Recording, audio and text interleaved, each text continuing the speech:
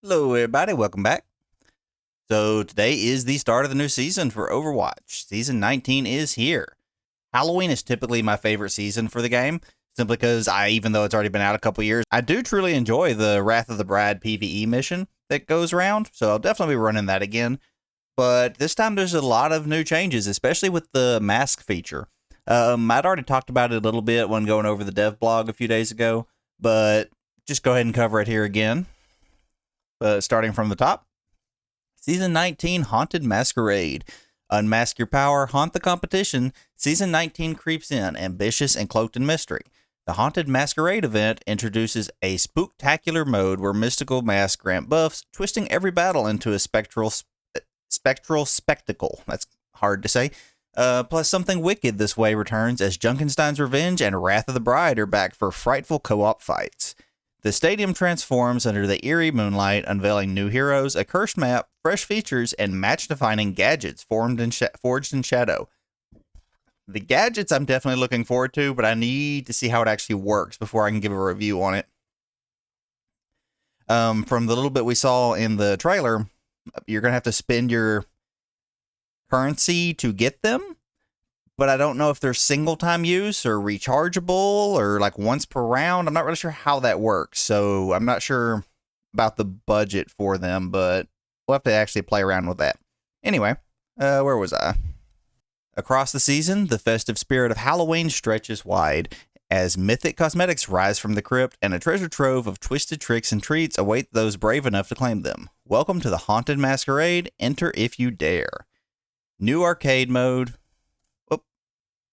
New arcade game mode, Haunted Masquerade. It's spooky time. The Haunted Masquerade is Season 19's costumed centerpiece. Teams wear the mystical masks of currently allied heroes, each granting buffs that can flip the fight for friends or foes or force new fun compositions. Everyone acquires special abilities based on whose mask they wear, with some even granting specific benefits to lore-linked heroes. Go ahead and cue the clip. Shields. And all of them rewarding synergy at every turn. Enter the Haunted Masquerade if you dare. Kind of weird that they did the caps if you dare thing twice, but okay. Now for the masks themselves. Keep in mind, this is only in the arcade mode, so if there's some of them sound broken, take it with a grain of salt. Orisa Mask. Decreases knockback applied to you, decreases debuff duration on you. Sojourn only. Gain the ability to attach Disruptor to orb to allied Orisa. I'm sorry, what now? Gain the ability to attach the orb to Orisa. So I'm assuming that's going to be similar to the mechanic where Hanzo was able to ride her back during the April Fools. Ramatra Mask. Slow any nearby enemies by 30%. Zenyatta only. Applying Orb of Discord to allied Ramatra in Nemesis form also applies it to enemies near him. Does not cause the allied Ramatra to take additional damage. Oh, wow. So you can just give him an AoE Discord. That's pretty broken. Reinhardt. Gain 50 armor, increase melee damage. Brig only. Increases Brig's shield size and durability when they are in close proximity. Cue it again. Shields. Roadhog Mask. Gain the ability to heal yourself by 100 every 30 seconds. Junkrat only. Concussion mine explosions. Douse enemies with gasoline. Any explosion damage within 10 seconds ignites them. Ooh, that's going to be fun. Winston Mask. Melee damage now knockbacks enemies. Tracer only. Gain the ability to attach her pulse bomb to allied Winston. Either Winston or Tracer can detonate it. Can detonate it, so it's not just on the timer. You can just stick it and let them fly. Okay, that sounds interesting. Genji. Gain double jump. That's probably the weakest one so far I've seen. Hanzo only. Any enemy hit by an allied Genji's Swift Strike or Dragon Blade is marked. Shots home towards marked enemies.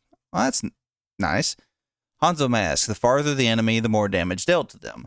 Genji only. Gain the ability to activate Dragon Strike during Dragon Blade. Doing so will cancel the rest of Dragon Blade. So you can wait until like the last second of your Dragon Blade and then just fire off a Dragon Strike. That's interesting. Junkrat Mask. Enemies explode on death. Roadhog only. Chain Hook now explodes on impact. Detonating Junkrat's concussion mines increases the explosion damage and radius. Interesting. May. Increases damage against nearby enemies by 25%. Juno only. Pulsar torpedoes now freeze any target slowed by an allied May. Reaper. Dealing damage heals you. Moira only. Gain the ability to attach Biotic Orb to Reaper when it is close to him. That's a scary thought, just sending him in with his own orb. Sojourn. Dealing critical damage generates 50 additional ultimate charge. 50 additional? That's... okay. Risa only. Energy Javelin now creates Sojourn's Disruptor Orb on environmental impact. Soldier. Increases your attack speed. Ana only. Biotic Grenade. Creates Soldier's Biotic Field on impact. Symmetra. Substitutes 50% of your health for shields. Lifeweaver only. Pedal Platform gains a barrier around it. Torbjorn. Gain an additional ability that applies armor to you for 10 seconds. Mercy only. While Caedicus Staff is equipped, gain the ability to apply overload on allies. Tracer. Increase movement speed. Winston only. Gain the ability to recall to Winston's barrier projector. So it's not even just a recall in time like her normal one. You're literally setting a save point, kind of like the old Sombra TP. That on Winston is insane. Support hero masks. Reduce all incoming damage by 15%. Soldier. Gain an additional biotic ability that, while in use, prevents healing on enemies hit by Helix rockets. So you're giving anti-healing to Helix. Alright. Brig. Dealing melee damage to enemies heals nearby allies. Reinhardt only. When inspired by allied Brig, charge explodes on impact. Inspired status stacks up to 3 times, increasing explosion damage and radius. Juno. Holding jump lets you hover midair. May only. When Iceball comes into contact with Juno's orbital ray, it creates a blizzard. So you can wall them off, and then as it passes over, it generates a blizzard. That's going to be very annoying to play against. Lifeweaver. Deal an additional damage while airborne or on Lifeweaver's pedal platform. Symmetra only. Turrets can now also target allies, granting armor over time. What's the cap on that? Surely you can't just stand in front of a sim turret for however long and just gain infinite armor. There's got to be a pretty strict cap on that, right? That one I need to check. Mercy Mask. Increases your base health by 20%. Torbjorn only. Turret now applies a toggleable healing or damage boost to allies within range. Moira. Constantly regenerate health. Eliminations increase regen for 10 seconds. Reaper only. Increases movement speed and jump height during Wraith form. Zenyatta. Applies a mini orb of harmony. Ramatra only. Gain the ability to detonate allied Zenyatta orbs of discord, their explosion damage to nearby enemies, and apply a temporary orb of discord to them. So not only can Zenyatta, if you have a Zenyatta and a Ramatra, not only can you put the discord on Ramatra, turning it into an AoE ability around him, he then has the option to detonate it whenever they get low and just blow everybody up in range. That's a scary team up. Speaking of team up, I don't think anybody can deny at this point, this is basically just a test for team ups. It's got to be coming at this point. Out of all of these, surprisingly, the one that scares me the most is Sojourn. Where was it? Yeah. So while wearing Sojourn's mask, dealing critical damage generates 50% extra ultimate charge.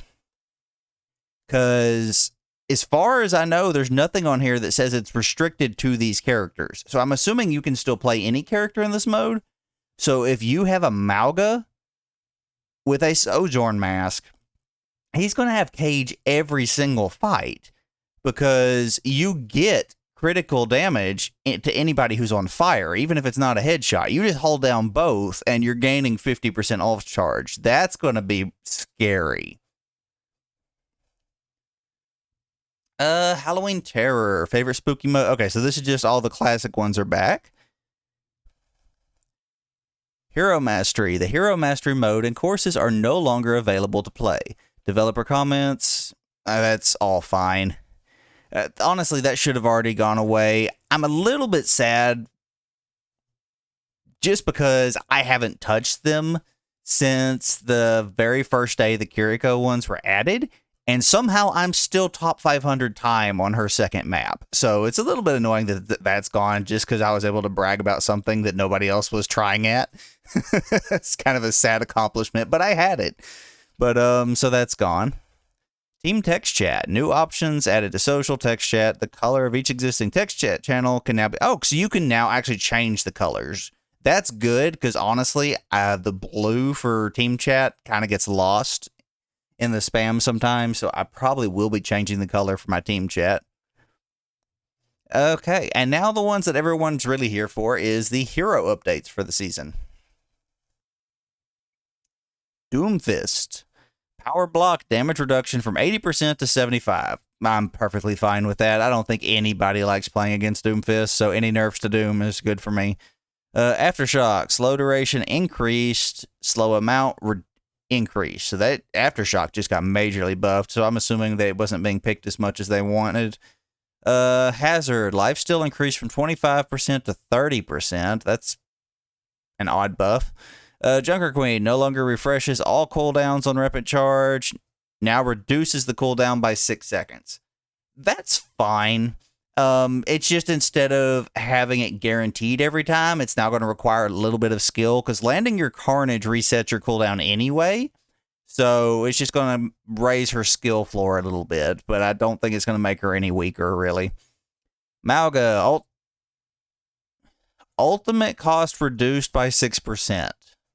I was just complaining about how annoying Malga is going to be in that Halloween mode, because he can build his ult so fast with that Sojourn mask. And then they just base reduce it by 6% altogether. So assuming you have that mask, that's insane. I really hope nobody catches on to that, because I want to try out the Halloween mode, and I don't want to be facing a Malga every game. Reinhardt. Barrier field regeneration rate increased from 150 to 200. That's a good change. Wrecking Ball no longer consumes overhealth with the perk. Visual size increased to be in line with the barriers. That's fine.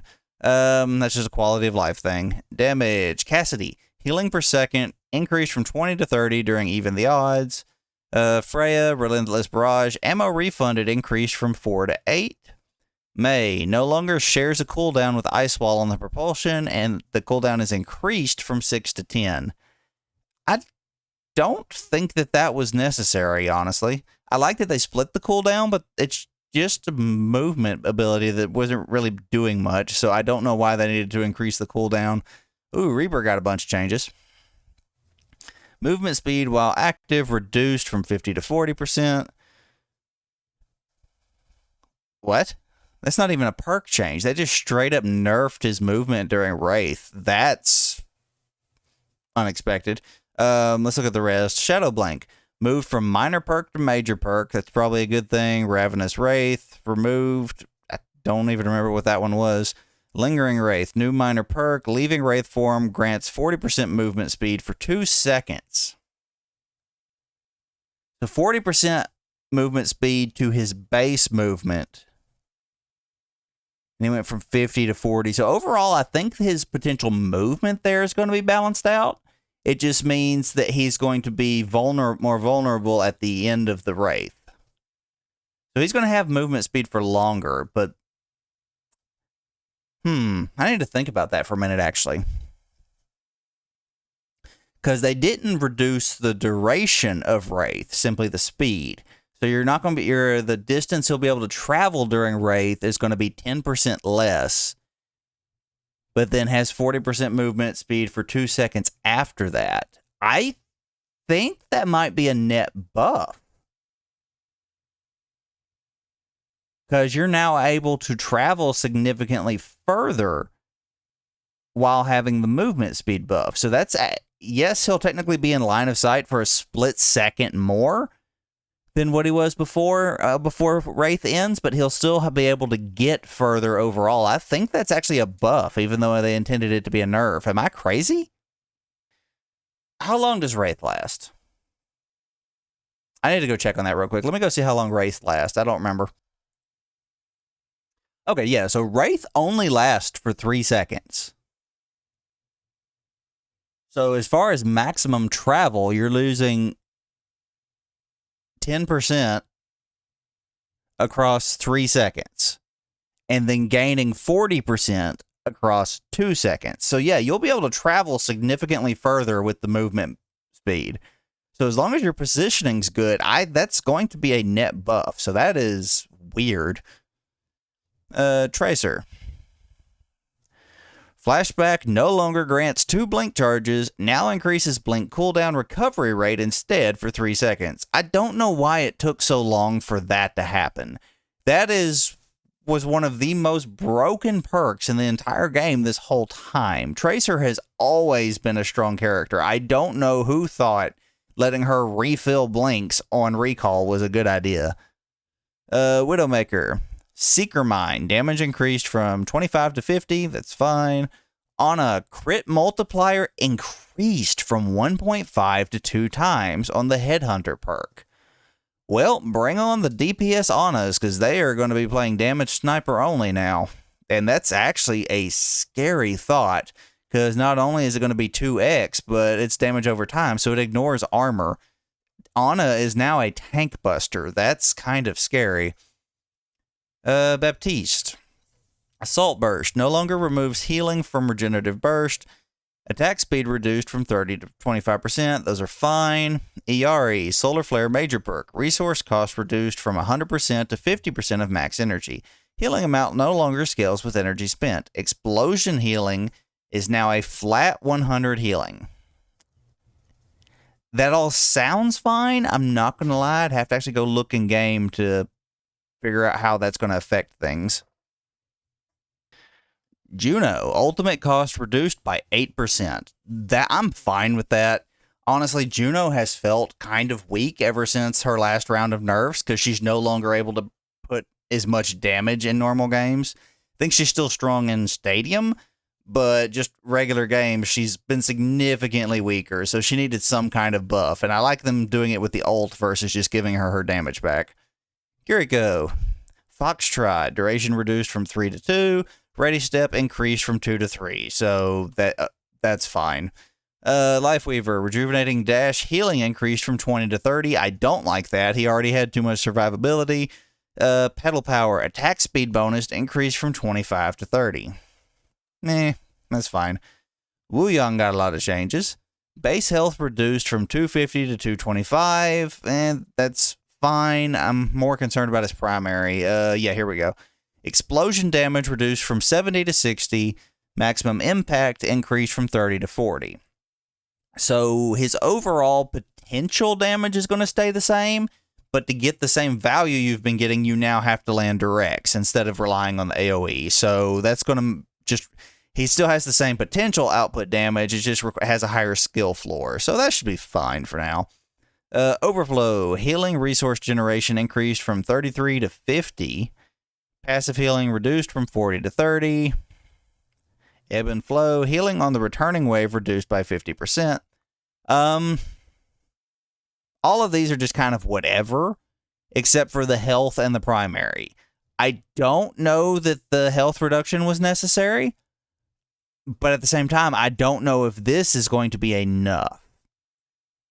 Because he is doing too much damage, but he was already fairly easy to dive. So I don't think this is the way I would have done it. I would have left him at 250 HP and just done a more significant nerf to the damage. But we'll see how it goes.